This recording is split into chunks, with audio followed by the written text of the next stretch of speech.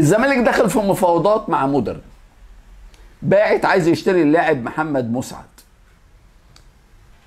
محمد مسعد اللي تألق مع نادي مودرن، الزمالك في نفس التوقيت اللي بيطلب محمد مسعد نادي مودرن مطلع بيان ضد محمود جنش حارس مرمى الزمالك السابق اللي لعب لمودرن 4 سنين.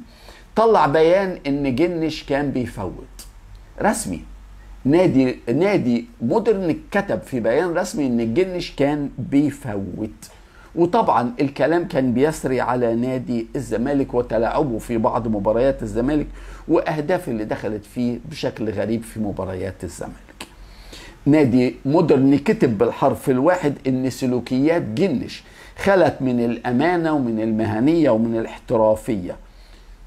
شفنا كده من أسامة نبيه لاعب الزمالك لما كان بيلعب مع النادي غزل المحلة وفوت وطلع على الهوا في التلفزيون قال ان هو فوت لنادي الزمالك، وشفنا الناصر فاروق حارس غزل المحلة وهو بيفوت للزمالك. الموضوع متكرر جدا جدا جدا.